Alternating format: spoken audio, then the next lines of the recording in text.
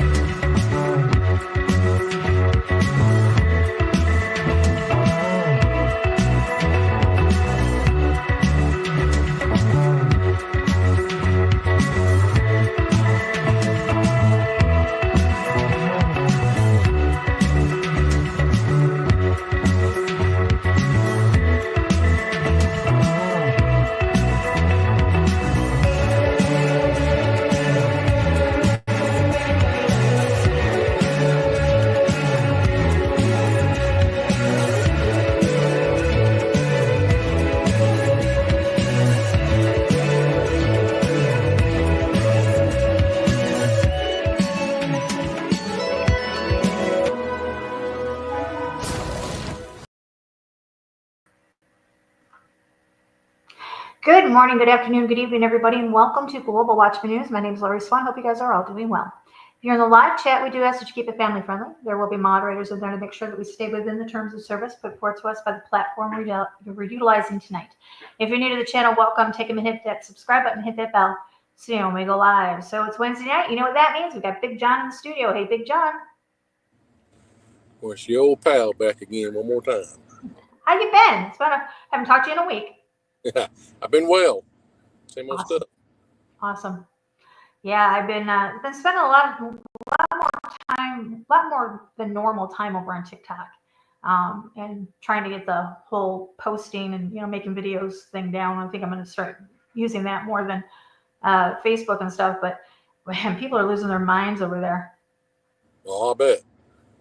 I don't know, just so many things going on. It seems like we're just coming up to a climax in September and October, and so I thought tonight we would kind of take a step back, John, and go back to the beginning when times were easier and things weren't so rough, and there was three people. There was two I guess they were all unknowns. Three men who kind of formed a friendship, and they decided to do a ritual, and things have not been right since, have they?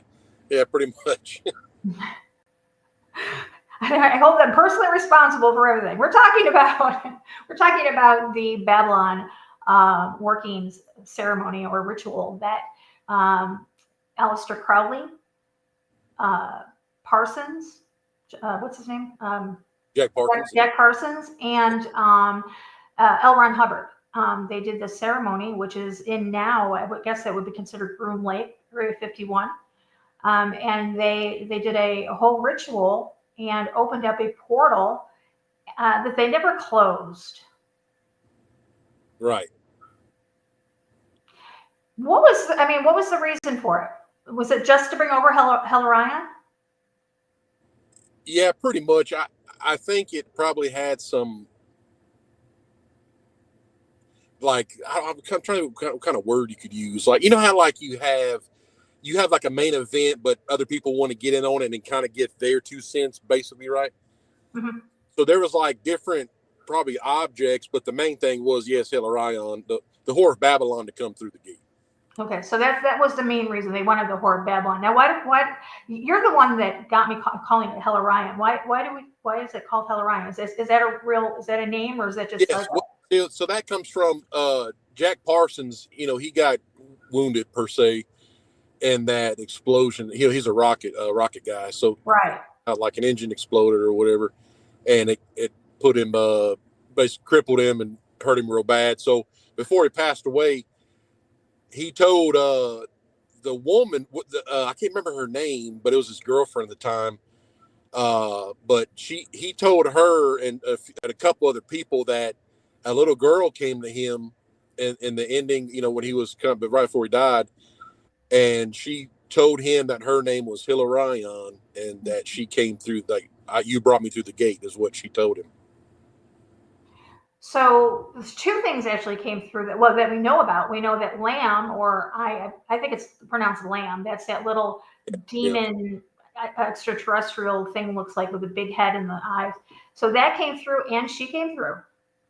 Yeah, there's like the Babalon workings. Depending how much you add to it, it's a recipe, right? So, you know, we can get to the ones that Hitler did, but the more you add to it, the more you get out of it, per se, right? So Crowley's Lamb portals were a part of it because Lamb told him the technology, basically, and the Nazi, everything, it starts with Crowley, right? And Parsons, Hubbard, and then the Nazis took Crowley's recipe, and then they just enhanced it. But most of Crowley's portals were off the ground. They were out of the ground. So I will admit I was a bad girl. I actually talked to AI today about this, and I'm going to read you guys what AI had to say about it. So they took place between January and March of 1940. Back up. It took place between January and March of 1946. It started in Pasadena, California, and I guess they moved it a couple places. But it says the goal was Parsons and Hubbard aimed to incarnate Babylon in human form, a moonchild, a term from Crowley's novel, or divine feminine avatar that would herald in a new age. The steps that they performed, they did invocations and Enochian calls. They used Crowley's sex magic practices, ritual invocations, and scrying to open up these magic portals. Then Parsons, acting as high priest, engaged in sexual magic rites with Hubbard as a scribe partner in workings. Ew. Then they did elemental summoning. They attempted to summon an elemental being to serve as a vessel for Babylon incarnation. And then the manifestation of the Scarlet Woman. Shortly after, Parsons met Marjorie Cameron, who he believed was the fulfillment of the ritual, the human embodiment of Babylon. Yeah. That's like Marjorie never, she went on really to do nothing more.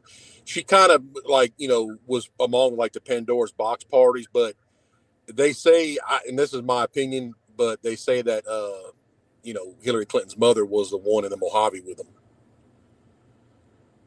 them. Yeah, that's interesting because okay, so the reason why I found it interesting was because if you look at a picture of Barbara Bush and you look at a picture of Crowley, they look awful similar. Yeah.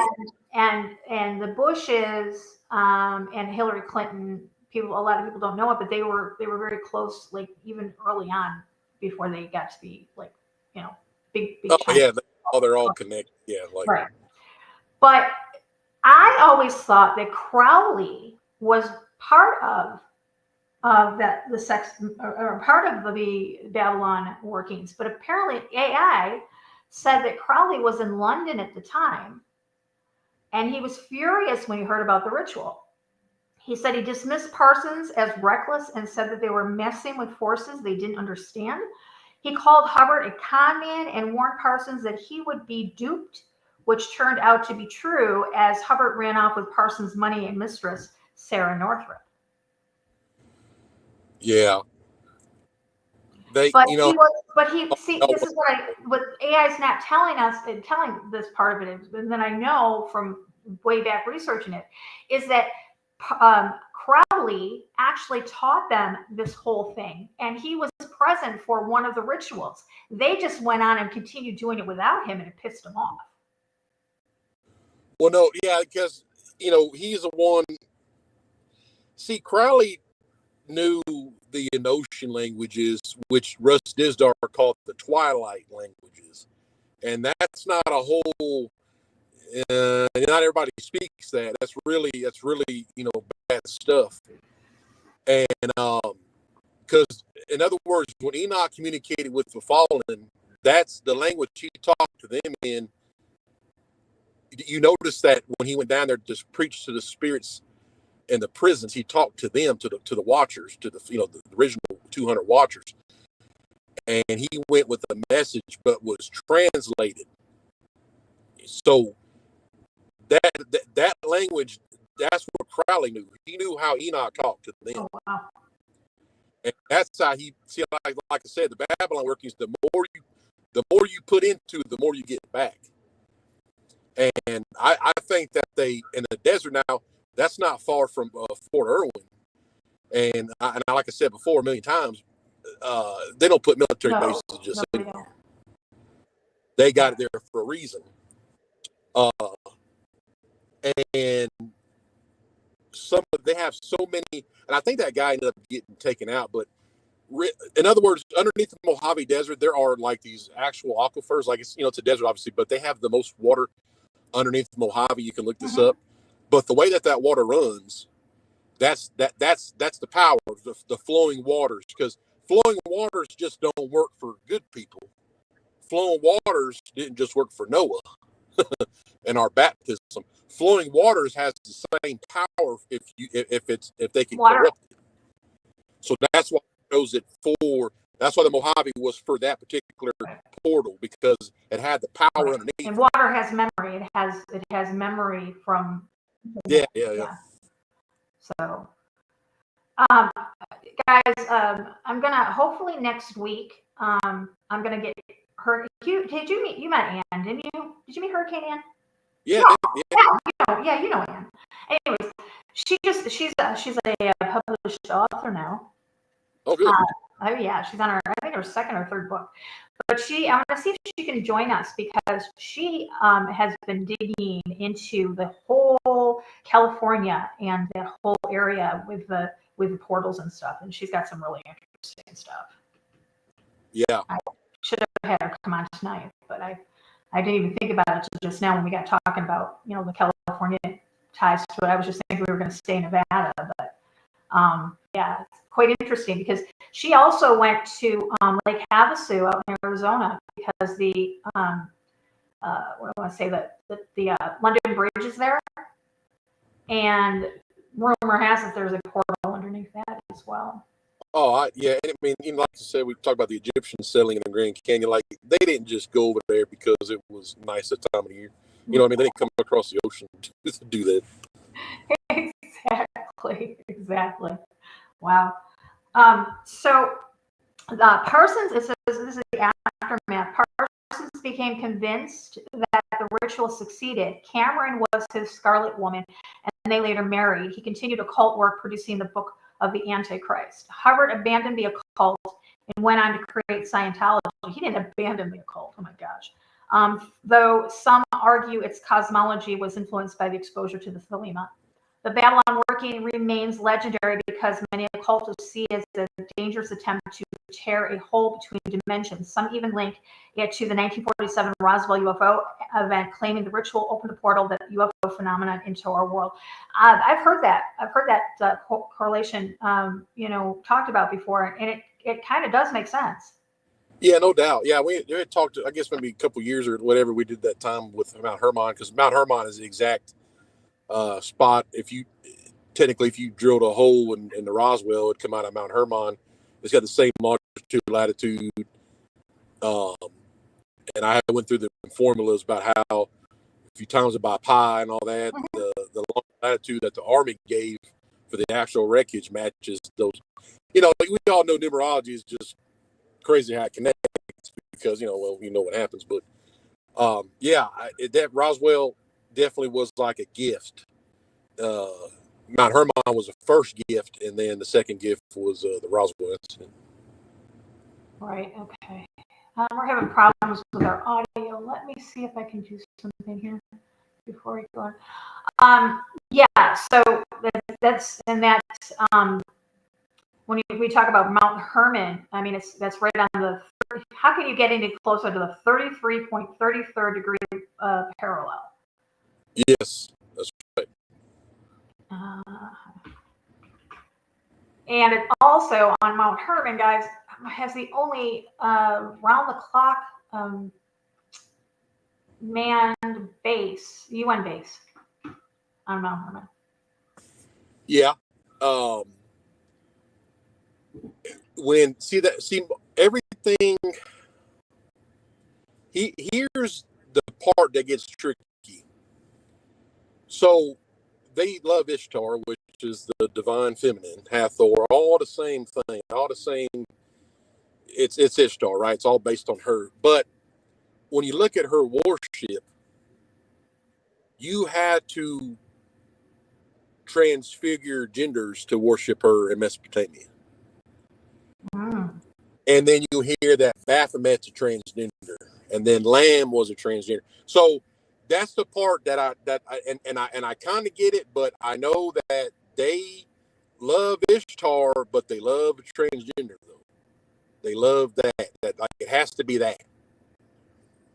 And I just don't know why. Like I got some ideas, but I know that's why they say like Barbara Bush looks like she does, and the other queens of different countries look like they do.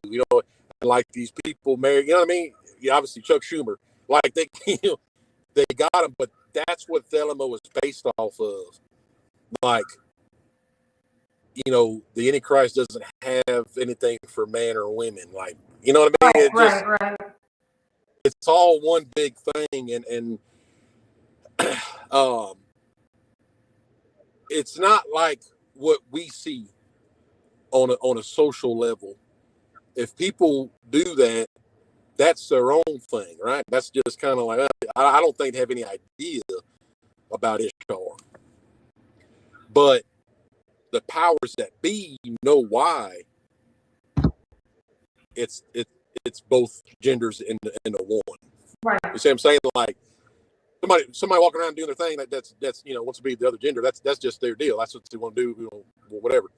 But they're not thinking about, oh, this is from Ishtar. See what I'm saying? Like that could go for a lot of things on the planet. Like not everybody thinks about, well, it's not all biblical or it ain't, or whatever.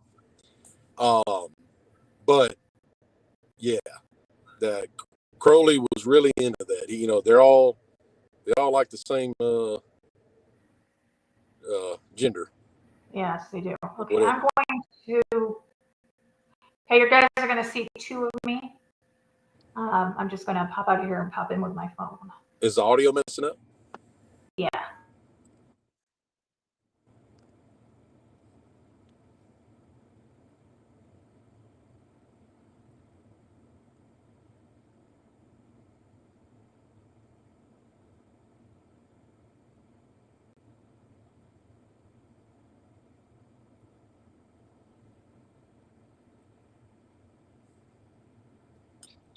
Okay. Ooh.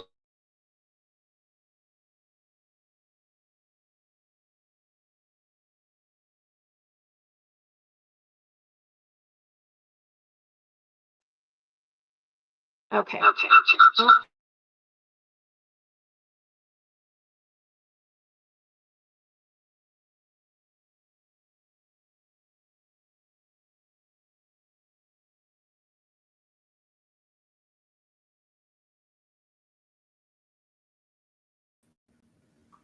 Okay, we're not going to do that.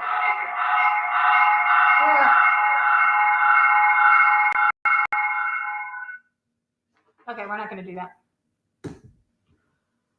Hopefully it'll work itself out. If not, I will. Yeah, I know. How is it now? Is it better? Can you hear me? Yeah, I can hear you. Yeah, you're fine. I don't know. Oh, okay. Yeah. That sounds portal opening.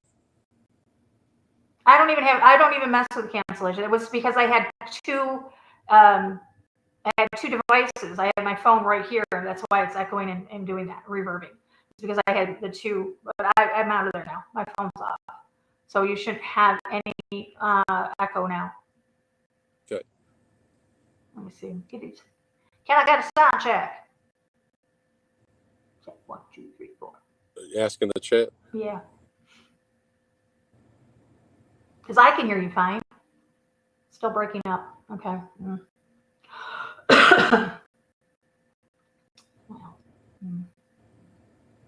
Said it's good enough. Yeah. All right. Okay. Hopefully, I might be able to clean it up when we're done. Hopefully, I can do that. If not, maybe somebody doesn't want us to hear it because we haven't had any problems. I don't understand why we are having them now. We actually have a brand new modem and a brand new internet provider. So I don't know what's going on. Yeah, it's interesting. Okay. Anyway, so the Roswell is definitely an interesting aspect of it because they do line up and they don't, like you said, they don't put the military bases just random or willy-nilly around. They actually have a purpose for where they put them. And the ones in California, I think, if I'm not mistaken, I think when Anne comes on, she has actual maps. That woman, oh my gosh, she actually found schematics for buildings from back in the 1800s. Oh, I believe you. She's unbelievable. Okay, so let's see. Babalon Working. Okay, maybe that's legit. Okay, you have to open that. So the Babalon archetype is about the union of spirit and flesh, destruction of old paradigms, and the rise of the feminine power. In occult lore, the ritual symbolizes humanity's attempt to consciously engineer an aeonic shift to bring about the phase of spiritual evolution. Did Crowley did Crowley believe in Gnosticism? I don't know. I think Crowley, like I said, he knew the Twilight languages, so he kind of went beyond. He wasn't a beginner Luciferian. You know what I mean? Yeah. He knew that it was God and Jesus and Lucifer and his. Right. He knew the truth because he dug it and he got it. He chose not to. Okay. Crowley never, when he had a Pandora's box party, he partied. There wasn't no secret around it. He just had it because he just knew what it was. And, he knew how much he could get away with, basically, right? Well, the reason why I asked, and I just pulled it up, and it says, yes, Aleister Crowley was deeply involved in what would be termed Gnostic Mass, his philosophy. Thelema is also described as a Gnostic religion. He wrote the Gnostic Mass, Liber XV, whatever. The reason why I asked about that is because when they talk about the Aeons and the Aeons and the Archons, and that's Gnosticism. That's the beings that the Gnostics believe are in control of the Palermo are the Aeons, and this material world is the Archons. Yeah, he, like I said, there's no telling. Like he had those parties, and people were said to go mentally insane at them when the entities came through because they opened portals at the parties. Right.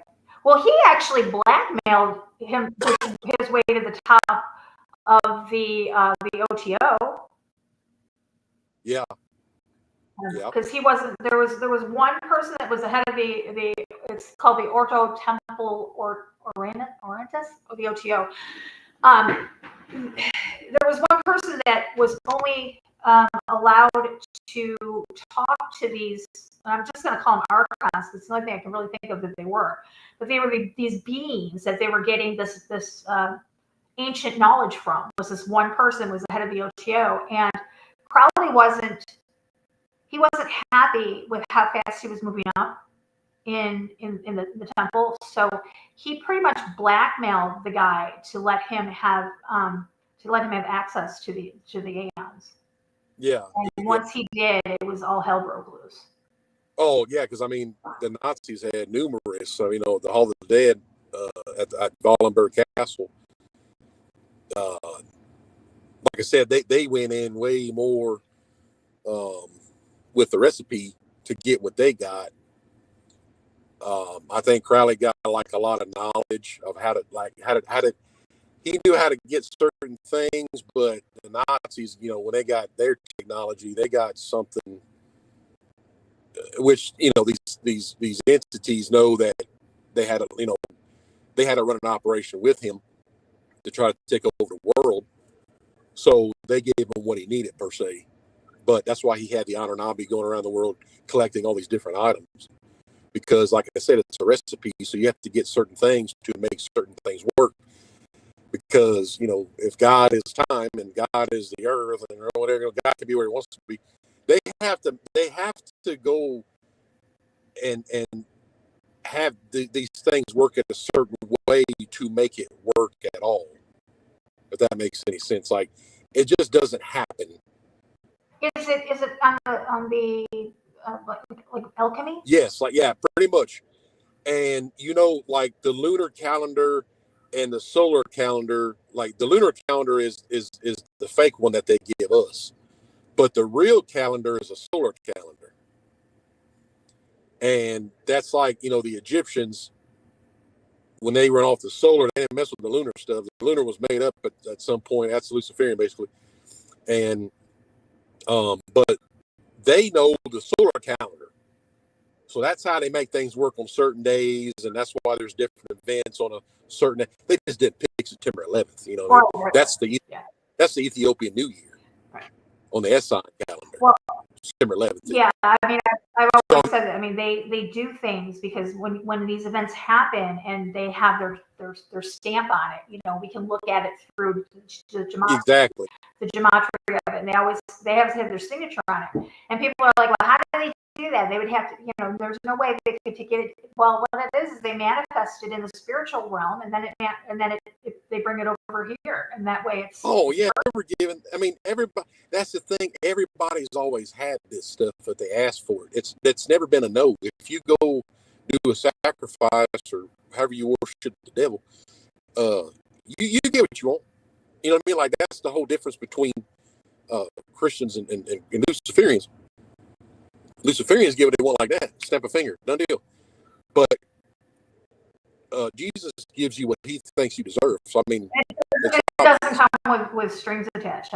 Yeah, that's what I'm saying. Like it's you don't even really have to ask for it. You pray about it and you're humbled about it, and then he'll answer your prayer. But it ain't nothing like Luciferians get what they want because they do a sacrifice. Like they do something that's very bad. Yeah. You know what I mean? Like it's you don't get involved in that stuff, but they do get results very quickly. Well, yeah. I mean, look at just the month of April alone. We had Waco? We had Oklahoma City bombing. We had. I mean, there was like 3 or 4 things. I think April was also the Columbine. Yeah, April 19th. Yeah. So April's a really, really high end sacrificial month, and that's no doubt. a lot of things happen. Some of the higher portals that are being opened. Like I said, like there's a reason why Wallenberg Castle never was destroyed.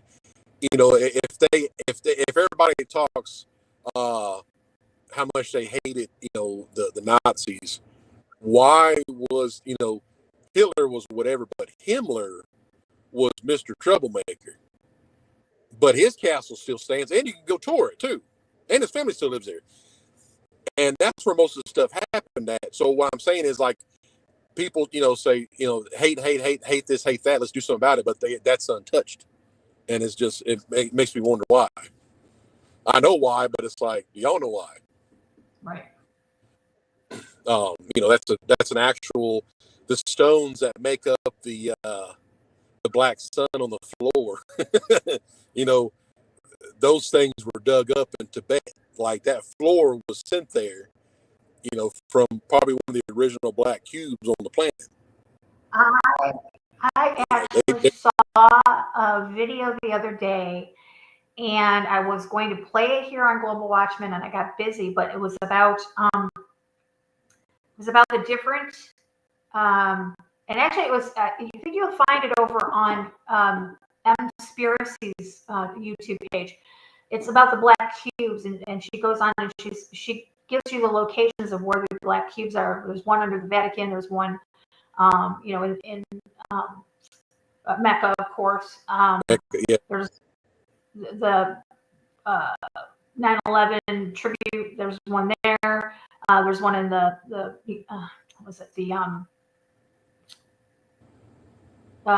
in New York City, the United Nations building. There's one there.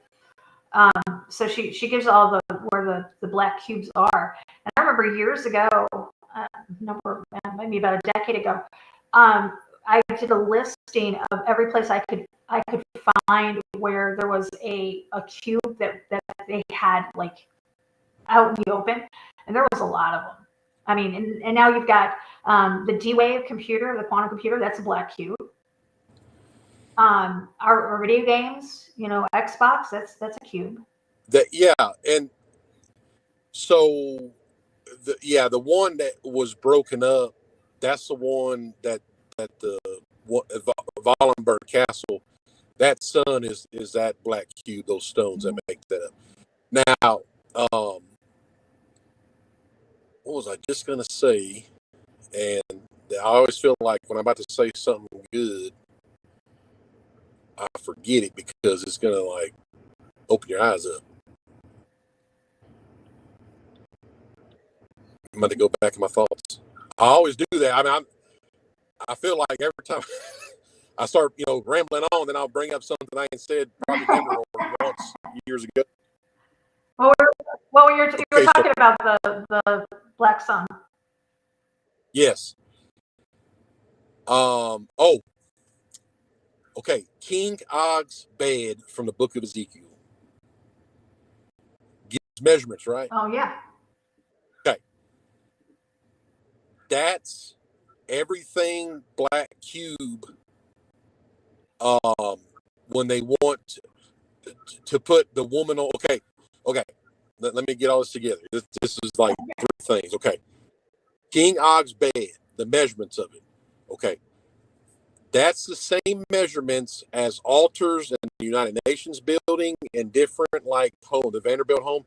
They have these tables, but they're all the same measurements as King Og's bed. Okay. So the chapel in the United Nations building, the altar, is King Og's bed's measurements. That's a fact.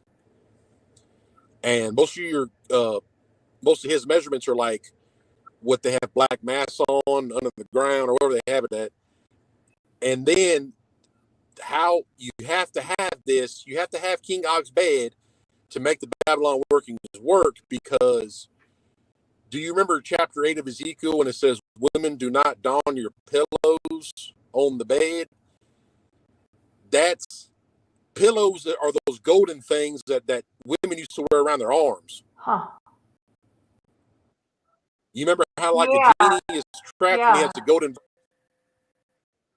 Back in Ezekiel's day, why Ezekiel was like, I call him the Illuminati insider.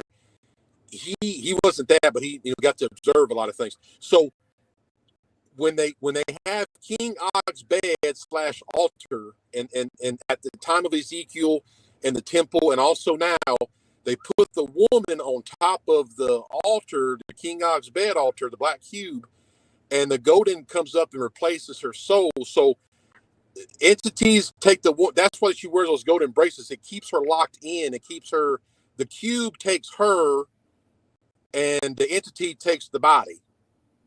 Okay. And the golden bracelets they wear keeps her soul out. That's why it says women don't don your pillows. That's what that is. Pillows is those golden things. Right. And then when Parsons got in the desert, he put the female on the altar, and that's when she gave birth to the plasma, to the discharge.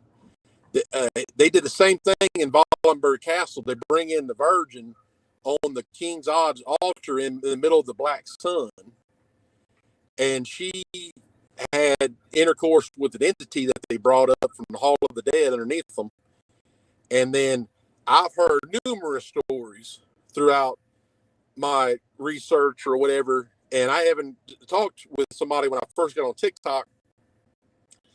I'm not going to say her name, but she had messaged me and she explained to me that she asked me, and it's the oldest thing in the book, like, women talk about having intercourse with ghosts. Well, that's not a ghost. That's an entity. And I asked her, and I've heard this a million times, but there's always like a discharge left over, even though they don't think it's real. Well, the discharge that's the entity. Wow. And in Wallenberg Castle, when they bring the woman in and she have intercourse with the entity, and she would give birth to the plasma. It's like ectoplasm. It's like the movie, yeah. Yes, that's what it is. And then the scientists around, everybody in their chairs around the black sun, there's 13 chairs, and the 13 people in the chairs all get possessed by, underneath them that's when they cut the heads off, and the entities come through the eyes of the heads underneath them, come up through the black sun. That's how they enter the world. And then they inhabit the 13 people in the chairs, Hitler, Himmler, Dietrich, all the other ones. Scientists are on standby for when the woman gives birth to the ectoplasm, because ectoplasm talks in frequency. It talks in the same, remember I said about Wagner, the composer? He composed his music with Edis, which is the Nordic language. And it was a frequency. Like when you sing Hebrew letters, it's called golems. Well, if you sing Nordic letters, it's called Edis. And it sounds like Charlie Brown's mom. Wonk, wonk, wonk, wonk, different vibrations. That's how they communicated with that damn ectoplasm. Wow. So that's, when I say that's your main recipe, Babalon Working right there. That's if they're trying to break the cake that's going to win the contest, that's it. It's crazy how everything, and literally, guys, everything goes back to frequencies. Oh, sound came before light. Let there be light. I mean, it's because everything works on the same level. And I'm okay. So while it's on my mind, and I have never said this before, but it seems like I'm not the smartest person in the world, but I'm gonna tell you, nobody mentions this, and this is the most logical damn shit in the world. And really, if it boiled down to it, okay. So the frequency, right? Go back and think during creation when it says God's face hovered across the waters of the deep. So we know that wasn't good. The darkness in the deep was what caused the whole calamity in the first place. And we talked about that last week. And but when you look at the wording, when his face hovered, that's quivering, that's a frequency. It frequencied over the deep, okay? And he separated the waters in the land, and he kept everything down there. So he set the firmament, right? Well, in my opinion too, he set it to where it couldn't get out. Like the veil couldn't be lifted. He set it, boom, it's stuck down in the waters. Nothing could come out of there or whatever. Right. Unless you go do a ritual and get it to come out of there, because that does happen. Mm-hmm. He's even said it. Well, if you're going to go mess with it, then go do it then. Right. That's your free will. Go, okay. Just be careful what you wish for. So anyhow, back to that quivering word. Okay. What people don't understand is, and they get on this hype about, when I'm going to say it again, about old Mary Magdalene and Jesus. Okay. It all goes back to the apotheosis we talked about with Osiris and Ishtar. Okay, that is what they love. They love that dead body, that spirit, that ectoplasm, that Babylon. The Babalon workings is the apotheosis. Okay, everything comes back to the apotheosis. Okay. So here's the thing that I'm going to say. When God passed through Mary, it's the same thing as when his face was quivering and hovering over the deep. And it just was. There was no sperm. There was no seminal fluid. There was no nothing. Jesus was born. He became in the womb as it was supposed to be in the garden. There was no intercourse. Okay. Now, what they want so bad, and goes back to Babalon Workings, the closest that they can get to God passing through Mary is transducism. But they have to use the sperm and the egg. Jesus did not come from no egg. Jesus did not come from sperm. The Lord passed through there, and it was so. Just like the quivering over the darkness, just like creation. Wasn't that creation in Genesis when his face hovered? Didn't he start creating after that? Right. It's the same thing in Mary. The Luciferians, the devil worshippers, the weirdos, the liberals, they all love the Nephilim. Pumping women in Genesis 6. They love that stuff. That's where they come from. Okay. And the Nephilim had to look like a man, and they had to have sperm. They had to have a prostate, have all that stuff to make giants. Even when Lucifer enters the flesh,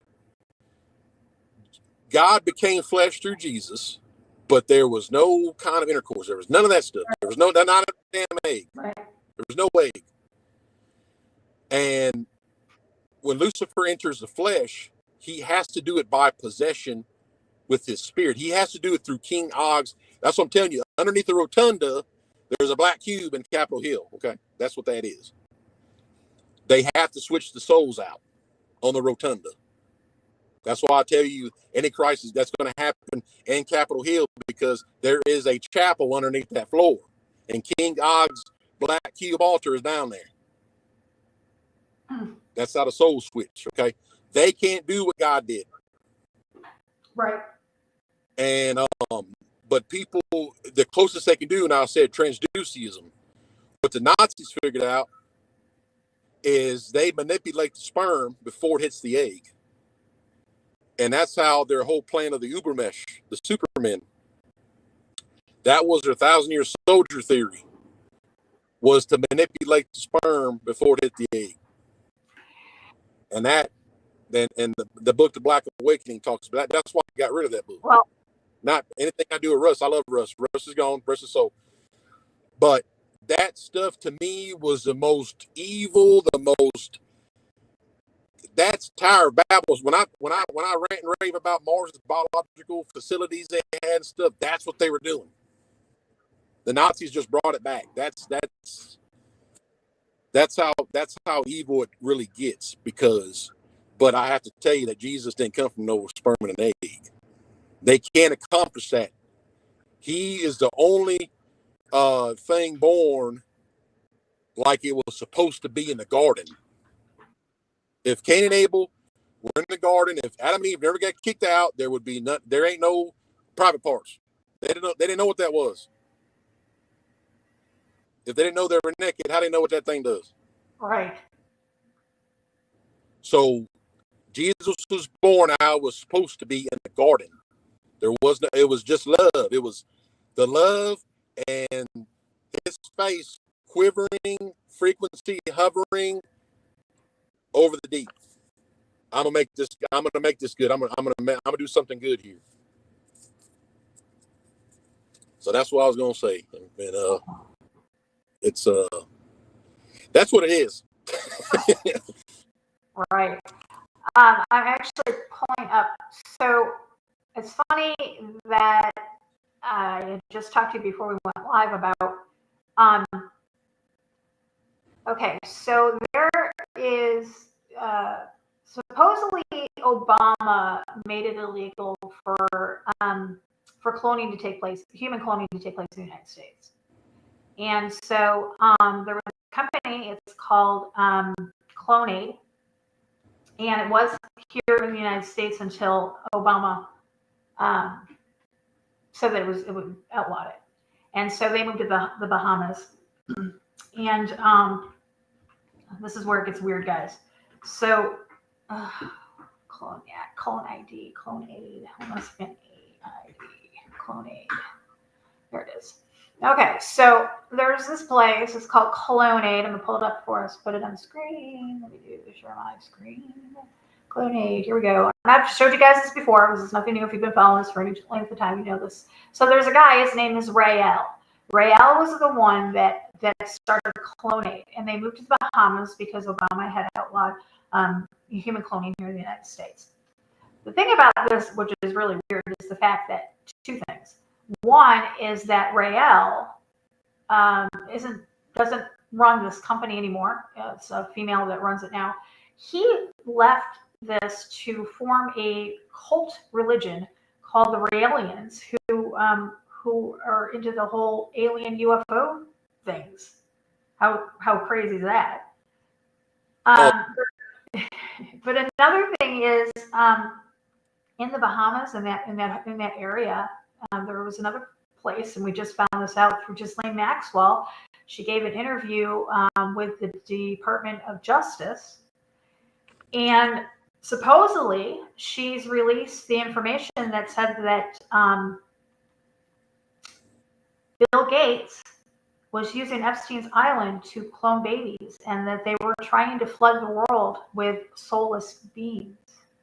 And Trump has already met with Bill Gates twice in the last week. I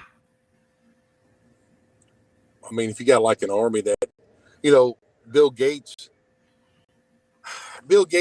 was part of, I think, the University of Washington, maybe, or somewhere, one of those, maybe even Oregon or something. But yeah, it was up, Pacific Northwest. It was. Okay. Yeah. Okay, he was part or funded or whatever when they were stopping their hearts and talking to the machine elves, which supposedly is like the first entities you encounter after death or on DMT or whatever. And they're getting most of that technology. It never stops. There's so many different kinds of entities that you can get information from. And the machine elves have been talked about by different people. I think Rogan even talked about them because they all love DMT. But anyhow, stopping the hearts deal was what he was doing. And also, too, I'm pretty sure he was part of some kind of incubation deal. You remember that, Lori? Yeah. Yes, so to think that, and one more. He had discussions before you can find with trying to chemically castrate the part of the brain that has religion. They created I forget what it's called. It was a vaccine that they created. Yes, he talked to like the army at one time about doing that. Yeah, I found that it's called the Fundy vaccine. And it takes away like the free will area. Yeah, it's supposed to shut off the gene, the genome that controls our talking or our hearing God. And like these people, people can say, "Oh, well, that's but why would they have seminars on that?" Right.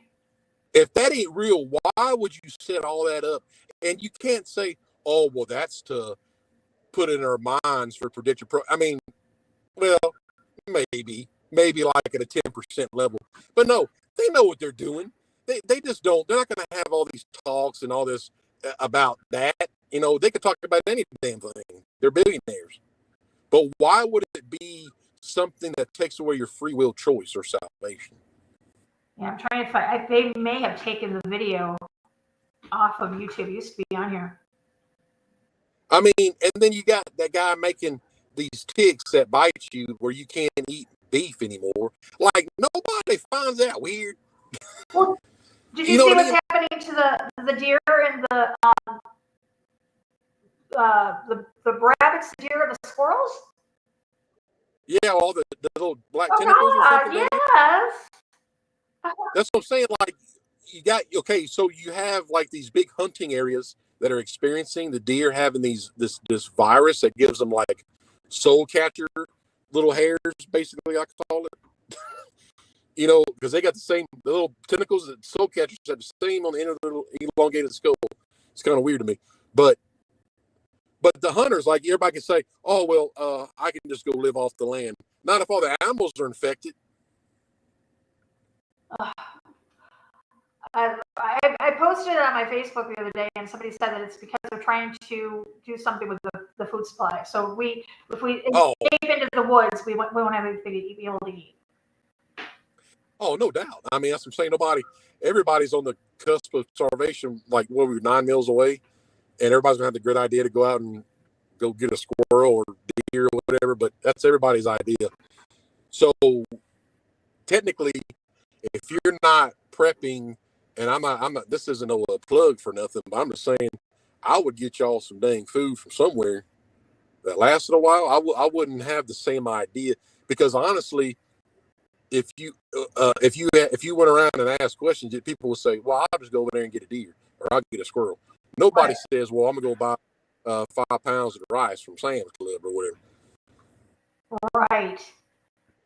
So it's always good just to store you some peanut, anything protein, obviously. Isn't that what the Army does with MREs, right? Just 3,000 calories. You don't necessarily eat the entire meal at one time. It's just designed for combat operations that you get 3,000 calories per meal, but you can eat one thing out of there, or 4 or 5 people can share each little item. You know what I'm saying? It just, so anyhow, I would say that if anybody is worried about the food deal, it's going to go fast. Nobody pays attention what they do with toilet paper. Nobody pays attention what they do for a new pair of shoes, like when the shoes come out and the phones come out. Are you serious? What can you imagine it when and nobody's card works? Right, exactly. I found it. Vaccine device to delete the God gene.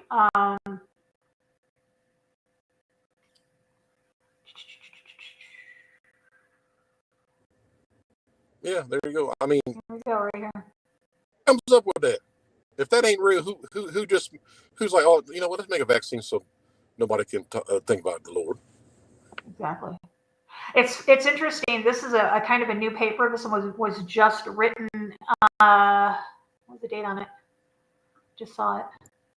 January of 2023. So this is the one that I saw, and the video that I saw that giving the lecture was I think that was like 2015. This one says 2023, and it mentions CV19 in it. Oh yeah, there's no telling what's in that vaccine.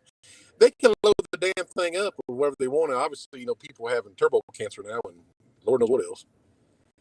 Right here, DARPA dreams up mRNA gene therapy to delete the God gene. That's exactly what that thing was that we're not supposed to talk about. It was an mRNA shot. It says the New World Order globalists are absolutely determined to vaccinate the Earth's 7.8 billion inhabitants by the end of Operation CV19. That's why they're using so many hidden technologies to deliver the VMAT2, as they don't want anyone now living to survive with their God gene intact. You know, mRNA is messenger, right? Messenger RNA. Right. You know what? And I think this was like my second TikTok video in 2020, but messenger RNA, the only word messenger comes from is anglios, angel, right? So it's like messenger doesn't translate to anything else but an angel. So angel RNA. Oh, you found. Oh, hold on a second. Okay, you found it. Okay, hold on. Let me grab it real quick. I think Ken got it for us.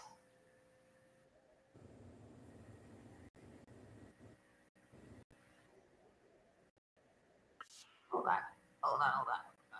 Is that, wait a minute, hold on. I still can't, for some reason, I'm just not getting the hang of this anymore. Okay, I gotta go to the screen share. Is this the, wait, what did he say? 756, thank you, dear.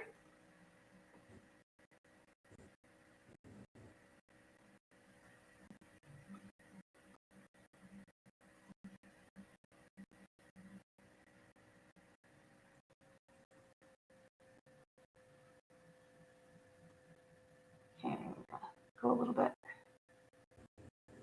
All right, let's see if we can get it. You guys can. Predictive intelligence with Google Now complete. Introducing Droid DNA by HTC. It's not enough.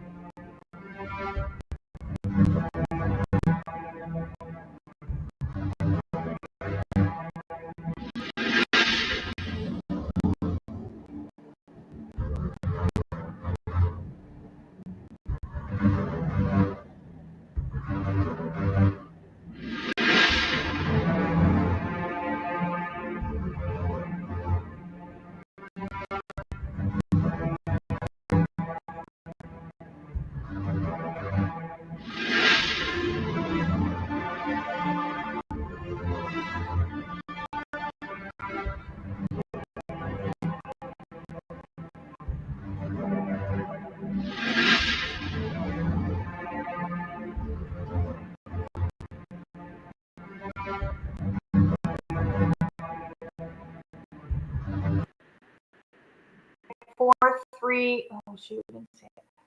4305. About a year after the God gene was first discovered. It says the scientists described a plan to alter the God gene in the Middle Eastern population in order to end the turmoil in the region. Oh boy, okay.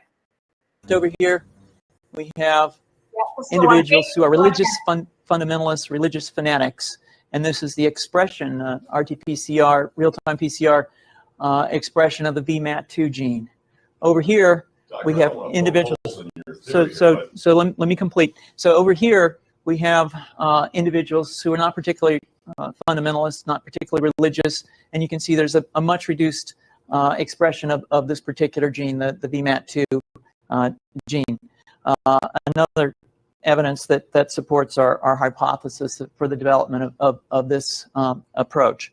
What you see here is by spreading this virus, we're going to eliminate individuals from dawning on a bomb vest and going into a market and blowing up the market. So our hypothesis is that these are fanatical people, that they have overexpression of the VMAT2 gene, and that by vaccinating them against this, we'll eliminate this behavior. So we have some very, very remarkable data in this next slide. Here we have two brain scans. These are fMRIs. These are two different individuals with different levels of expression of VMAT2. On top is an individual who's a religious fanatic, an individual, and we've repeated this numerous times, that has high levels of VMAT2. Now, this individual down here who had low levels of the VMAT2 gene, this individual would self-describe as not particularly religious. In each case, these individuals were read a religious text. This individual lit up the right middle frontal gyrus, shown here, and that's a part of the brain that's associated with theory of mind. It's a part of the brain that has to do with intents and beliefs and desires. In marked contrast, here's an individual who would not particularly self-describe as religious, and when they read a religious text, what you see is this part of the brain called the anterior insula lights up. This is a part of the brain that's associated with disgust or displeasure on hearing something. So you're suggesting I take a CT scan with me when I'm evaluating people to determine whether to put a bullet in their head? So the data that I'm presenting here supports the concept that we're proposing, and I think that we would not propose to do CT scans or fMRIs on individuals out in the hinterlands of Afghanistan.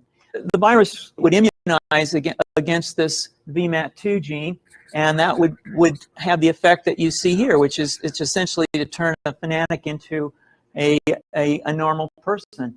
And we think that will have major effects in the Middle East. How would you suggest that this is going to be dispersed? Aerosol?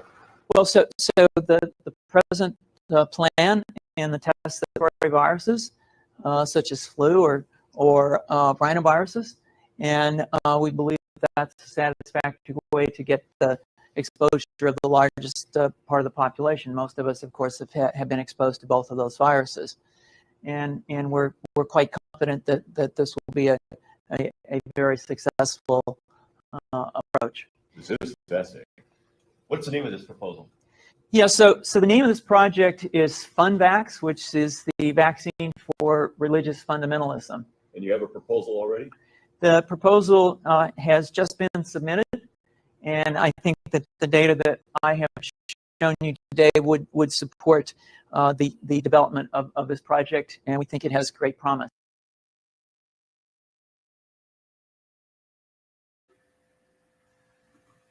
Whoa. Right, there you go. Thanks, Ken. I mean, yeah. Why they had that? Why that guy was talking about that? Because, obviously they're trying because of the radicalism of, Islam, but now it's for Christians. Absolutely. They can care less about it. They want Islam to be what it is. Islam was created to be the sword in the end days. They were supposed to be the scapegoats for the muscle. I mean, that's their muscle. Yeah, the muscle. Yeah, exactly. I found it interesting that it said that he used the words, it takes a fanatic and turns him into a normal person. Oh, right. Oh, exactly. I mean, what did he say? Christians clinging to their guns and Bibles. Obama said that. And yeah. It's because it's the last, that it's everything we've ever talked about on this show or, anywhere, TikTok or whatever. The main goal for these people is to get rid of Jesus believers. Yeah. And I know everybody knows that, but that's the end goal we could talk about Babalon Workings and all kind of other cool stuff or whatever, conspiracies, but in the end, they want, if you believe in Jesus, they know who you are. They're going to be able to tell by that time with brain scanners and this and that, but they want you to get rid of you. Very, very, very true.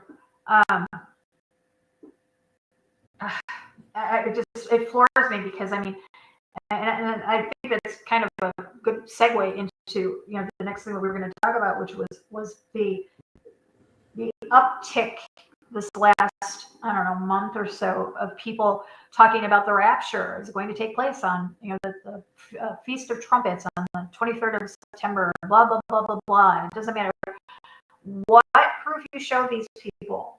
It doesn't matter that I've literally pulled verses that Jesus himself has said to contradict the whole rapture theory, and people just don't want to hear it. That to me is very dangerous because in the Bible, the book is very clear on the things that have to take place. And one of the things that sticks out in my mind the most is the fact that there's going to be a great falling away. And what better way to have a great falling away is to get these people thinking that they're going to be leaving before tribulation, and all of a sudden they find out that if they've been lied to. What kind of a falling away would that cause? Oh, mixed with they project something in the sky at the same time. Oh, absolutely. I've actually posted up on TikTok quite a few videos, but And I've researched the whole rapture, dispensationalism, Darby, whatever. I've done all that research, but it's actually moved me in the last, I don't know, couple of weeks to kind of go down that rabbit hole again. And so I found scriptures that, to me, completely obliterate the whole rapture thing, and that is where is it? Here it is. Deuteronomy chapter 18, verse 20 is clear about speaking out of turn. If you make claims in his name and they don't come to fruition, there are consequences. I said, what are people going to do on September 24th and no one has been raptured? No one will trust your words again. You will be marked and avoided for the whole rapture. And I put together 2 Thessalonians chapter 2, verse 3 says, the day of the Lord will not come until there is a great falling away and the man of lawlessness is revealed. Okay, we know that is going to take place. Where is it? There's another one. While you find that, Matthew chapter 13, verse 24. Jesus, when he's giving his sermon, he talks about a harvest, and he says that the tares or the weeds will be gathered and burned before the wheat is gathered. So that kind of blows it out of the water. People are calling Jesus a liar. Okay, so he took up Enoch and Elijah, right? They're technically the only ones who ever really raptured, per se. Right. And he left Daniel, he left Paul, he left the rest of the disciples, not all of them, but yeah, all pretty much got pretty horrible deaths, right? Right. And I just can't imagine that he's going to come back in 2025 and be like, you know what? I'm going to rapture all the influencers on Instagram. I'm going to rapture Mrs. Robinson. I'm going to rapture, like, here's the thing about it. Like, the most logical reason is he left Daniel in Babylon and he let Daniel watch Nebuchadnezzar take his buddies from Jerusalem and put them in that fire furnace. But the Lord protected him, right? Yeah. Well, that just tells me I'm going to get protected. Yeah, I don't believe we're not going to be here for the wrath, but we're going to be here for tribulation. Right. Yeah, it's not. So, the whole thing about going through the bad times, well, Daniel went through it too, and so did his buddies and everybody. But that's what I don't understand. Like, people actually go sit in church, or maybe they don't, and they still think that, well, I'm not going to be here for the bad stuff. I'm thinking, well, then, what's the whole point of protecting them in the fiery furnace, which is nuclear? I cannot tell you how many times I have had people say to me, I don't need to know that. I'm not going to be here. It's like, Lori, it has to be, because it has to be like an Americanized thing. I just don't think that regular people, wherever they're at, and I'm talking about like not a country that's westernized. I'm talking about like, go to Baghdad. They ain't nobody over talking about no rapture. Even the ones that are in underground Christian churches and shit, the Yazidis, the Kurds, them people, their religion walked with the Lord. They ain't talking about no rapture. That's a made up American thing. But it's like, why would I haven't asked myself? I don't believe in the rapture. I know that we're gonna have to be here for the crap, but I know that we're protected. I've heard too many stories. I've experienced it. I've experienced being protected. He didn't whisk me up into the air and then put me back down later or whatever, or keep me up there. It didn't happen. He protected me while in the physical realm of the planet. Really here on the earth. be it flat or be it round. I just don't think people realize that if he ain't gonna do it for nobody that we're actually out there, I'm sorry, but a lot of us ain't doing what Paul Apostle was doing. I mean, I ain't. I love Paul the Apostle, but I ain't doing what he did. You know, I don't leave my job and go walk the planet or walk 3 years and say, hey, look at this. I'm like, you know what? I got to eat food. So I like working with Trans Am and stuff. So it's like, I don't do what Paul did, but he never raptured Paul. So what's he going to do? Oh, I'm a rapture Big John. You know, he ain't got to deal with nothing. Yeah, right, man. I don't believe that for a split damn second. I know that I'm protected. That's just my knowledge of it. Like I said, once I've been concreted in it, and what happened on this earth and why the Lord showed up and even remotely even out of all the people, all the humans, he came to little old me and said what he said. You know what I mean? Yeah. What, or anybody that had interactions with him or whatever. It's like people ought to know.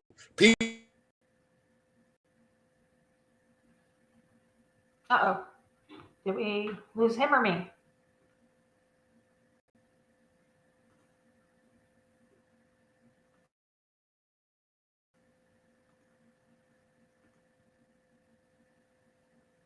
Hello? Can you guys hear me? And we just lost John.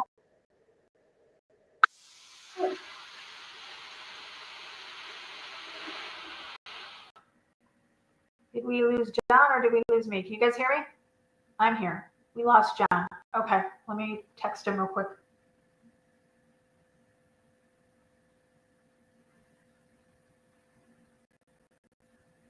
Okay.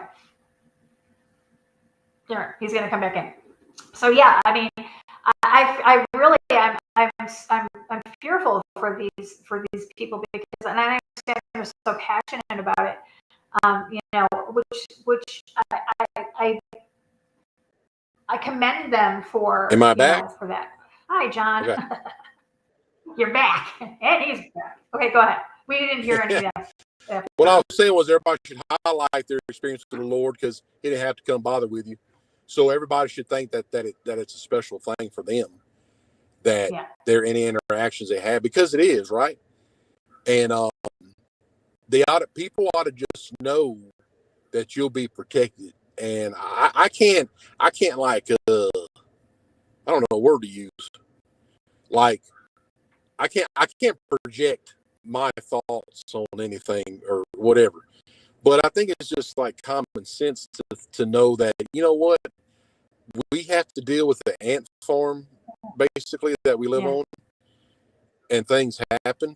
But I can tell you 100% that if I pray or claim the blood of Christ over it, I have no other words about it. Literally, don't care if I just humble myself or whatever. And I'm not special, but that's just what I do. And I think everybody should do the same thing. I do too. Doesn't make you weak. It don't make you embarrassed. It don't make you anything. It's just what it is. I mean, I'll be honest with you. I've told people, let me know, I'm gonna pray for you. And I clean the blood of Christ over. They're like, what'd you say? I said, I clean the blood of Christ over your life. And there's like, oh man, I ain't never heard that. Like, wow, I said, that's nothing special, man. I said, that's just how I feel. And I said, maybe it's just what it is. I don't know. But I said, I'm being serious. And I said, I have no worries about nothing. Like I'm humble myself and pray about it. But everybody should feel special with their run-ins with the Lord, because there's a lot of humans, and he came to you to see what was going on in your life. So that's awesome.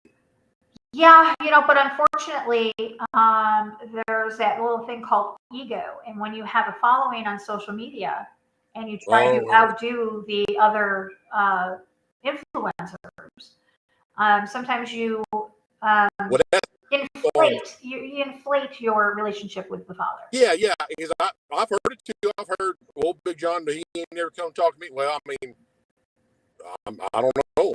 I said he didn't come and present frankincense, myrrh, and gold to me. He said, yeah, you better get your shit together.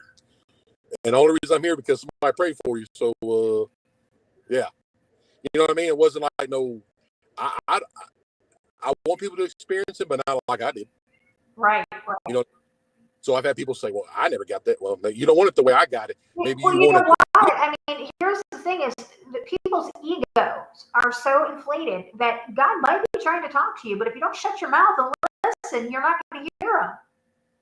And no doubt. And like you said, you're right. The whole, you know, like I said, there's two sides of the fence or whatever, but because you have actual like things that are biblical driven, and then you have things that are just kind of like, I call it ant farm driven, because we're just part of a system or part of an ant farm. So like you said, they want the word clout, or they want to be impressionable, they want popularity or whatever. And then you're right, they'll start kind of feasting on each other. And, oh, well, this one said this, or this, you know, going after each everybody. And there's a lot of it. There's a lot of, and I roll my eyes when I hear the book of Enoch was discovered by me. You know what I mean? They bring up that, I'm like, golly, we're so past that. Who cares? Shut up about it. But they get that. Oh my! They get the comments. Oh my God! I've never heard that before. I'm thinking, what? Everybody's heard about Enoch, you know. But they regurgitate all that stuff and act like they found it for the first time. Nobody else talked about it. Blah blah blah. And you're right. The whole popularity thing. There's one in particular. She's going off the deep end now. She has a lot of followers. Are you talking about Auntie? Auntie is a nutball, man. I hate to say it, but nutball. Okay, guys, I'm going to put that out there. I'm just going to, because I hate it when people do this and they don't say the person's name.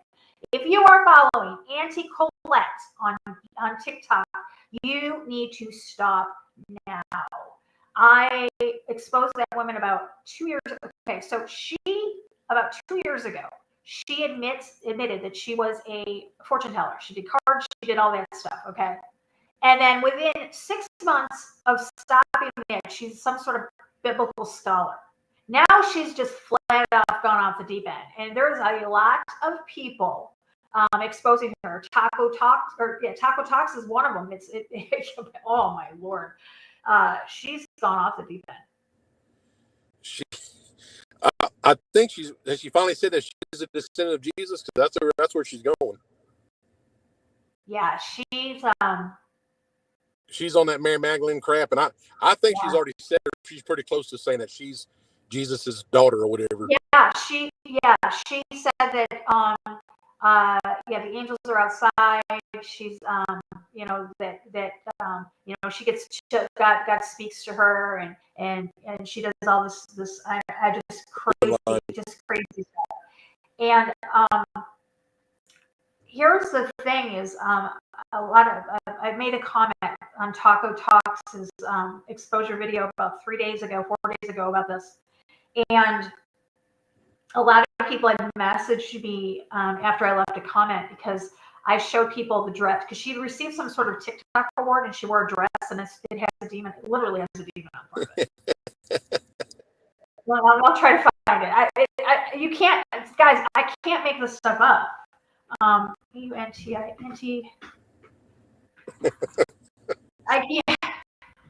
Colette award dress. I don't want to. I hate being mean, but Well, I'm going to call her out, because she's completely unbiblical when it comes to this stuff. Is that she's just like I said, that whole Mary Magdalene Jesus getting his own thing. That really pissed me off. All right, let's share my screen. Here you go, guys.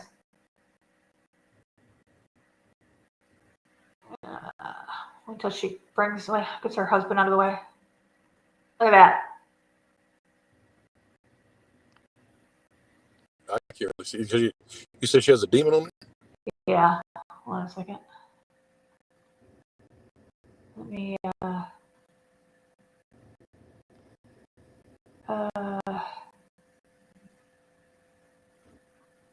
get out of here real quick. Let me see if I can find another one, a better looking one. Um,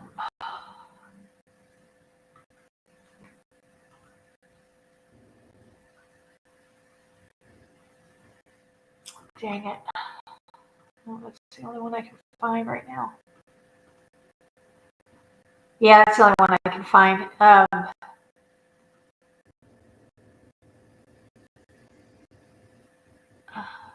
can't make this any bigger. Oh, yes, I can make it bigger. Hold on a second, guys. I can make this bigger. Again. Too far. Zoom out a little bit. There it is. See it?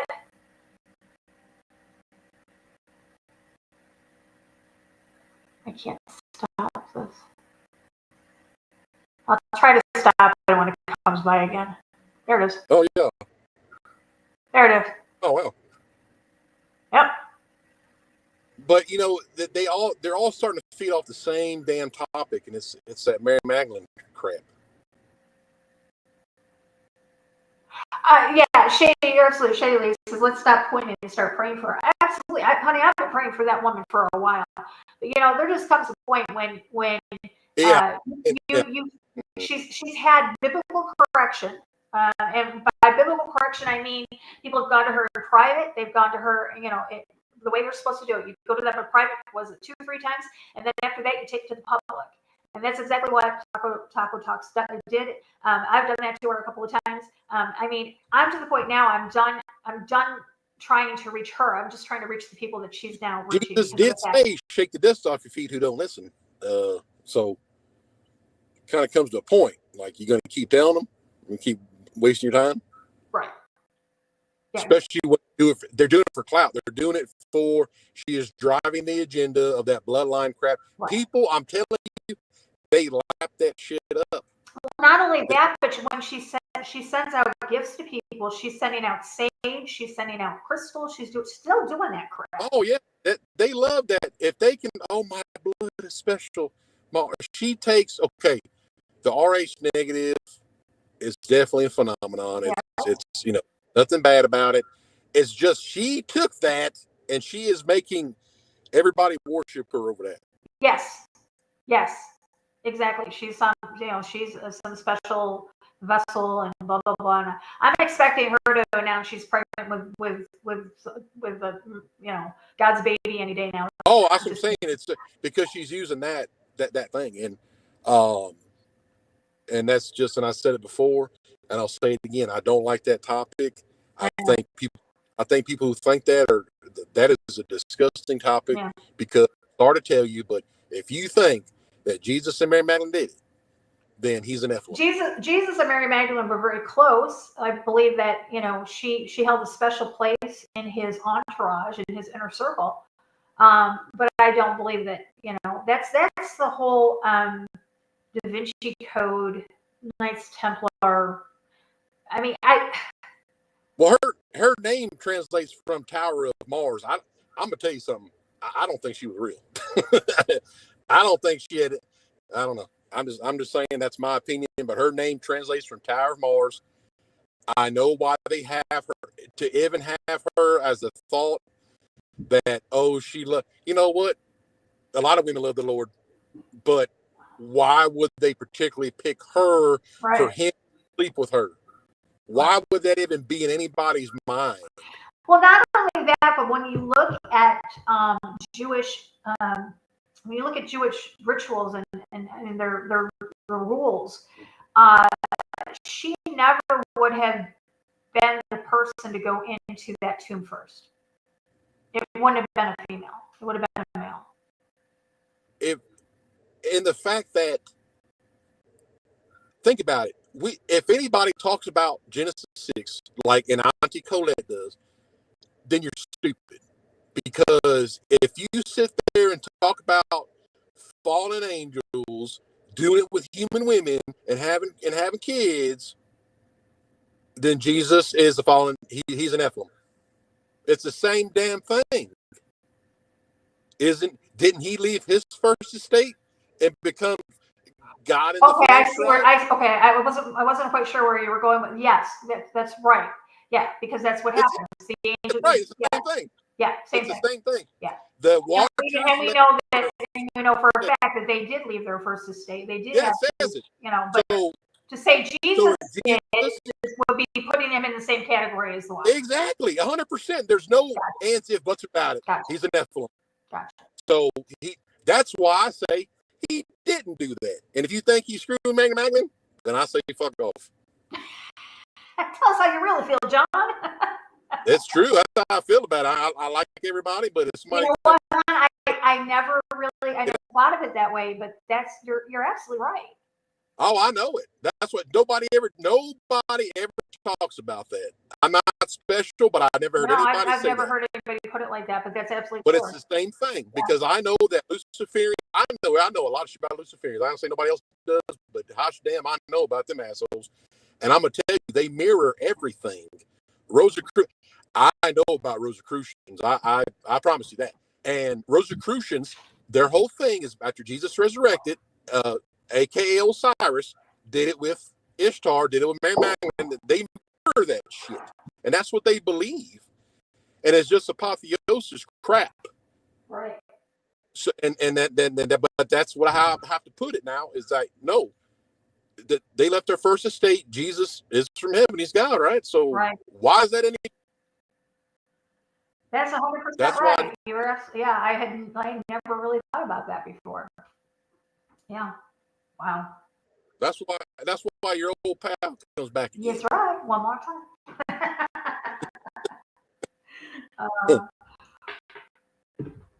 Yeah, that's interesting. I'm going to have to do a post on that because I know there's a lot of people that and I'm still doing my Gnosticism series. I've just been with Dave having his surgery. But then nobody ever really I've said it before, but I don't know. Nobody really catches that, but it's that it's mirrored, right? It has to be a mirror. The Antichrist doesn't mean against; it means instead of. Right. Yeah. And another thing is with the whole September 23rd rapture prophecy or whatever. Not even prophecy. It's just nonsense. But I think people are going to. They're going to be very disappointed after the fact that, come the 24th, we're still here.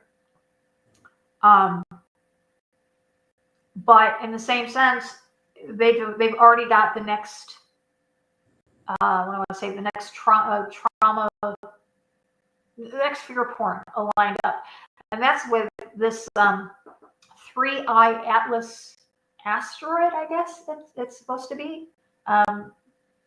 It's supposed to be arriving, right? In September? Yeah. So, it's supposed to be arriving, that's even crazy in itself. So, where is that? I got my notes on here. So, it is called,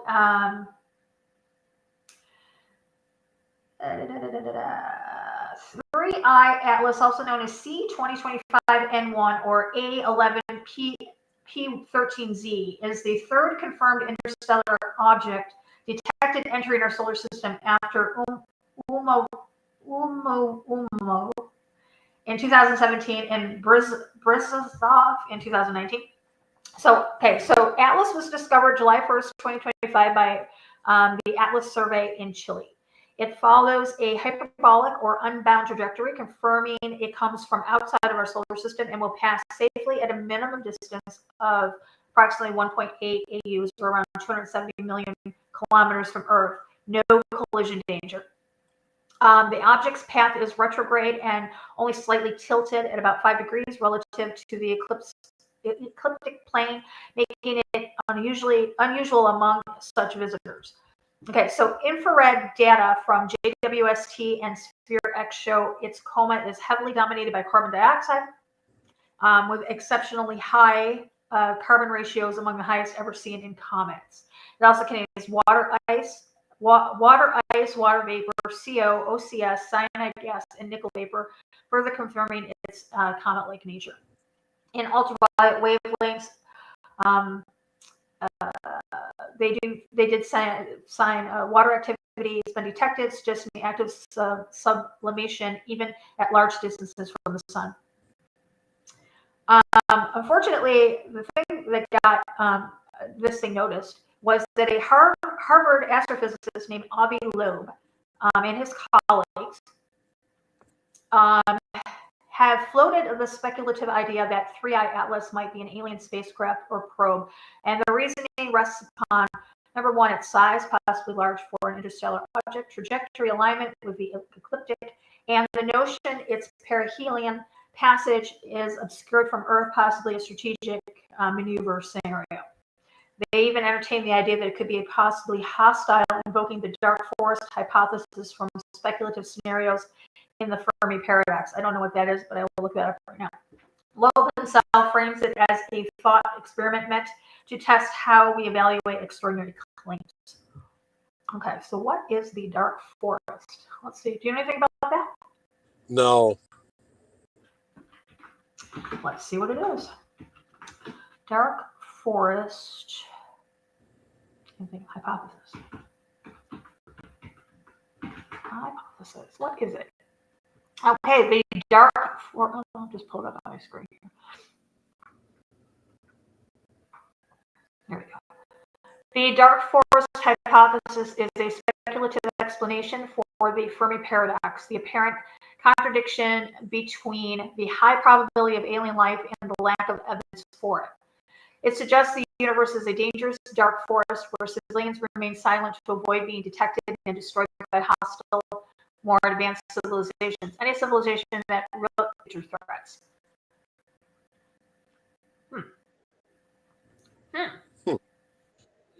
I mean, you know, there's things out there or whatever, but I think so much of it is they're pulling for shit now. They're just. I think that they are basically throwing stuff up against the wall and see what sticks. Right. Like, It's because it's like, well, half the community is, you know, flat Earth, and so, you know, it's like they have everybody just, you know, so confused or taking sides and just allowing, you know, the old wash this hand while this hand does whatever. well, what's crazy is that they always got to have a protagonist. Yeah. There's always got to be something that's separating us, and unfortunately, right now on TikTok, it's Trump, it's politics. And I put a post up today, and I said, you guys don't understand. As soon as you guys realize that, you know, the left-right paradigm was put into place to cause separation, to cause us to, you know, fracture off into picking sides, to keep us at each other's throat, to keep us, you know, not only to keep the energy level up so they can do the feeding frenzies, but also to keep us distracted so that they can do the things that they want to do without us, you know, without us looking. Oh. And unfortunately, the left have I swear, whatever the powers that be used on that hook, they got them. Well, all they did was they came up with the bright idea to make the Sadducees not like the Pharisees. Right. Yep. That's all they did. Yeah. They just them two, and they were like, "Well, this should have worked in any empire in the future." Yeah. And you know, it does so well because we get so caught up, or I know I've gotten so not caught up, but I've gotten to the point where, I mean, I never used to comment on people's videos, and I've started, you know, commenting. And, you know, once you comment, that just opens up the door for all kinds of crap. So. Oh, no doubt. And I've avoided that most of my life, like, unless it's Mary Magdalene, Jesus humping stuff. But other than that, I don't say anything. I mean, I've watched it. I mean, even when I wasn't a believer, yeah, serving in the military, I'm just like, yeah. You know something's up. Yeah. Yeah, and now that you know, Trump is sending in troops into the various cities I do believe that we are going to, if at any point in time we've ever been at the precipice of a civil war, I would say it is right now. Yeah, and then since the Antichrist comes from, Babylon, Egypt, Right. He can't have everybody living in the wilderness, Right. do what they want. Yep. He has to have control over the United States. Exactly. I mean, what happens? Where the hell does the kings of the east, a 200 million man army, fights the Antichrist? Where the hell are they going? You can't get 200 million Chinamen into Israel, but you could get them to the United States a lot faster and more, economically. I mean, we still got what's his name's prophecy in place. What's his name? Duneman. Yeah, exactly. Yeah. He saw the armies like that, but the only way an Antichrist fights 200 million man army, and it comes to the kings of the east. But who has that many men? Well, China does, Right. and they're the kings. But I wanted to ask you. Oh my God! Not to interrupt you. I wanted to ask you. The Terracotta Army. Did you know that every single one of those has a different face and a different uniform? which one? The Terracotta Army. Remind me what that is. It's from China. They found the here. I'll pull it up. Oh, the ones that are buried. Yeah. Gotcha. Okay, so the Terracotta Army. Get some images here of them. It's so crazy because here, this right here, this picture right here is crazy insane. Come on, pull it up. Here it is. I don't even know how many there are. There's like thousands of them. Okay, and each one, look at these. Each one has a different face. No two are the same. Okay. Yeah. John, what if these aren't sculptures? What if these are like real people? No telling. I wouldn't put it past it. I mean, because this would definitely put the number of the terracotta. I know this sounds crazy, guys. Please don't come for me. It's just a thought. And crazier things have freaking happened. Okay, but I mean, if this along with the regular army would definitely put them over the number that the Bible talks about. Yeah, no doubt. Janet Duneman, Duduman. Yeah, Dmitry Duduman. Yeah. Dmitry Duduman. Mm-hmm. Go read. He talks about the United States being destroyed in an hour. Oh, yeah. Multiple vision. Yeah. Dmitry Duduman. He came to the United States, didn't speak any English, and he was given a vision. Yeah, he talks about the United States. He was a priest in Romania, and the KGB back in those days in the 70s or 80s, they tortured him for an underground church, and he escaped into America. And the first thing he said was like, thank God, thank you, Lord, I'm an American. He goes, no, Dmitry, I put you in Sodom and Gomorrah. Warn them because it'll be destroyed in an hour. Destroyed in an hour. That's right. And crazy. I'm gonna try to get Ann on for next week for us. See if she wants to pop on. Yeah, United States is it's always been known. And once again, I'm Rahuka. Everybody's probably rolling their eyes, but that's just what it is. How do you spell it? AMARU. AMARAU -CA. I'm a Rahuka. Because I was looking at what is it? Aztec and Mayan, way before, way back before anybody, the white men, and that's what they called this. This is what it was called. The Incas. That's Incan. The word, but they're all they Toltecs, Aztecs, Mayans. They all know it's the land of the feathered serpent. They all know that this land in America is of the feathered serpent. The feathered because serpent. All their feathered serpent gods, Quetzalcoatl, Rahu, that when they, here's the funny part that nobody questions, but they want to complain about, ethnicities, is when the feathered serpent of all these Latin American cultures turn into a human, blonde hair, blue eye, white man. Why is that? Right. Why is that? That's fact. Right. It's like, no, why is it that? Why is it the same characteristics of, like, what people have described in UFO abductions?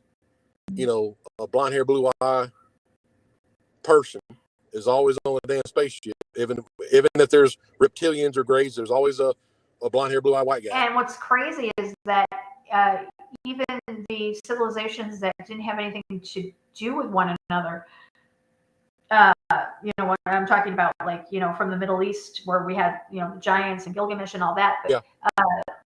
The American Indians, guys, they actually went to war with the giants. Yeah, sure did. I mean, and they talk about even like the first dynasty in China, they found them, red hair and pale skin. Right. Right. Those are the Paiute Indians, the Setika was their name for the giants that they fought in, like, Nevada. Yeah, that's the reason why when you're greeted by an indigenous person and they hold their hand up and they say how, they're not like saying hi, how you doing? They want to see how many fingers you got in your hand. Yeah, because you got 6 fingers. If you got 6, they got a problem with that. Yeah, they do. That's a fact. But yeah, so they follow these things, and then the feathered serpent, Admiral Byrd. Who did he encounter? The king of the earth, blonde hair, blue eyes, white guy. They refer to them now, I believe, as they call them Nordics. Well, yeah, the Nazis knew him as the the Hyperboreans. That's what I'm looking for. Yeah. And but they're always. I've read numerous UFO abductions. They're always in the spaceship looking around or getting involved or whatever. But I'm just like, why in the hell would they describe, like, an old white guy as their feathered god in the flesh? Well, I mean, you always got to have the token blonde hair, blue eyed. All the giants, red hair, pale white skin. It's like, why they got that? Yeah, the giant of Kandahar. Kandahar was red hair. Yeah. Yeah.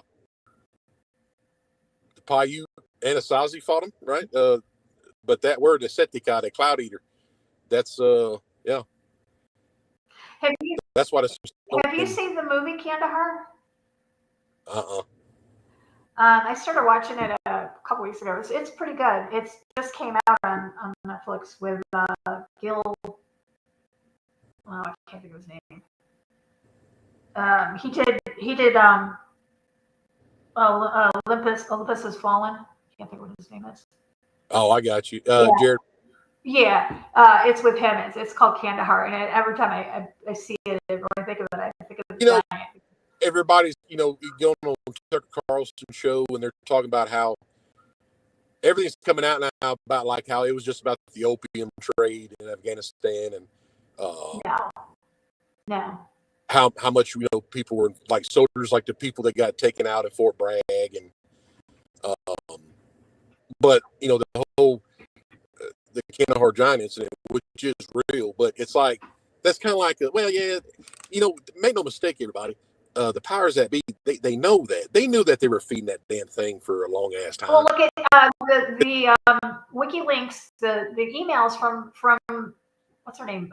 Hillary. Oh, yeah. Hillary was talking about the. Yeah, I mean, they all know, like, that's nothing. That's not like, ooh, Gilgamesh. Wow, I heard the story. No, they know who that is. Right. And like the Kandahar thing, they just happened to lose that's the thing, like it got out. Like, oh, well, we lost some service members over there. And they weren't Delta. There was an actual, a unit, Yeah. And it's like, oh shit, how are you gonna explain this? Because they're all torn the hell up now. And this ain't no, this ain't no IED. This is like they're limb from limb, and half of his shit's gone. Can't get it back. Right. Yeah. There are so many things that people. I think people deny information like this because it makes them feel uncomfortable, because they have such a deep rooted I want to say Stockholm syndrome. Oh, because they never seen it until it's just probably like the shooters who got the Kandahar giant were like, they were stunned into the damn thing. I mean, think about it: a 15-foot tall, 1,100-pound man moving like an NFL linebacker. That's pretty. That's pretty interesting to see. Yeah. But if you could sit back in your favorite chair and read the book of Joshua, how the hell is that just fantasy to anybody? Exactly.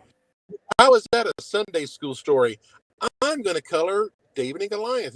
No, that motherfucker was big. He was like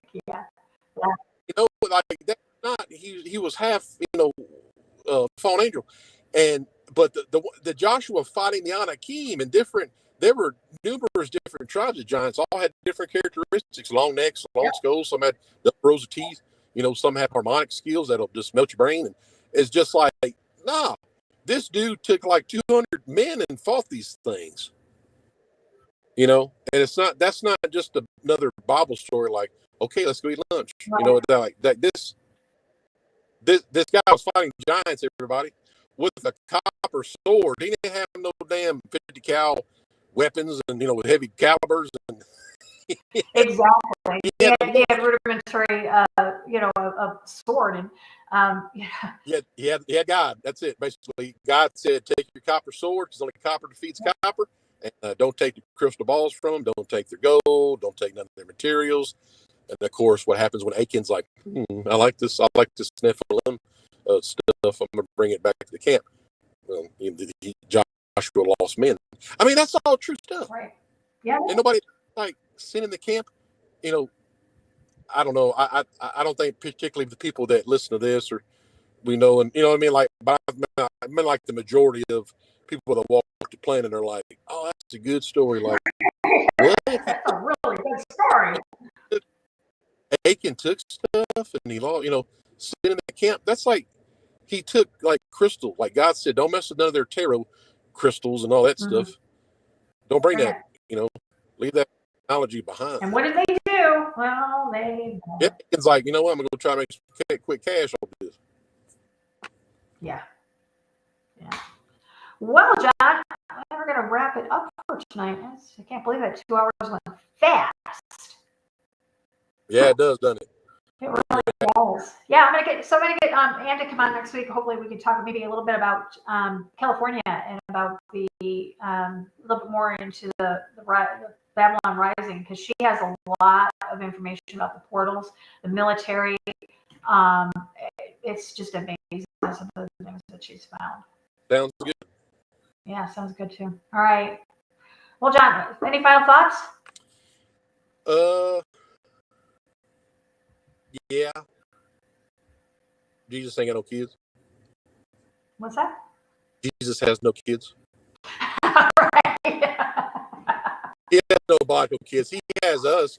Anti-Colette bad, and Jesus has no kids. Yeah, he's got us. We're his sons and daughters, right? Right. But not biologically. That's right. We're grafted in. There you go. Right. The special thing that you just particularly give him glory, and you're humble before him, and you even though we all got thorns, it keeps us humble. That's what he told Paul, and I believe that's everybody's deal. Exactly. Yeah. So everybody's good to go. Just John, who wants to know what book did you mention? Josephus? ? Say again. Did you mention a book? Lord, I don't remember, but I would say this. What book did John say? Josephus? Josephus is from what? Joel? Joel? Well, I did say Joshua. You know how I mumble, so I Oh, mean, Joshua. It's probably Joshua instead of Josephus. yeah, Joshua and Jasher. If anybody wants to sit back and read the book of Jasher, that'll really, that'll, not give you nightmares, but it'll broaden your mind. It'll make a lot of sense too. Yeah, there's a lot of stuff in there. You'd be like, but there's a lot of stuff in Jasher that'll connect a lot of things. If you ever, get into conspiracy or whatever. I don't want to say conspiracy because we know it's true, but right. The book of Jasher will really connect the dots per se. Right. Exactly. It will. And you know what? If I can find a book of Jasher that is on audio, I will play it in the next few days. I am going to be out of town until we're leaving tomorrow morning. I'll be out of town until next Tuesday. Going to Niagara Falls to see my kids. One more thing. The book of Jasher, the only reason why they know that it was real because the book of Joshua, he says it, isn't it written in the book of Jasher that the Lord stopped the sun for more than a day. There you go. But the Jasher, the name of the book and other writings is the War of the Lord. The book of Jasher was actually like a military strategy book that was based on how God did a lot of things. Interesting. Okay. Yeah. Know that. Yep. Great. All right, guys. Like I said, I'll be out of town until Tuesday, but if I can, I'm taking my computer with me, so if I can find the book of Jasher on audio, I will play it for us on the channel. Thank you, John, for joining me. No problem. Take All care. right, we'll see you next week. I want to thank everybody in the chat room for joining us. I want to thank all of our moderators. And I do apologize for the stream being choppy. I'm not sure why it was. But I'm going to try to clean it up after it uploads to YouTube. I will try to see what I can do with it. All right. So I want to thank everybody for joining us. And until next time, guys, remember, eyes open, no fear.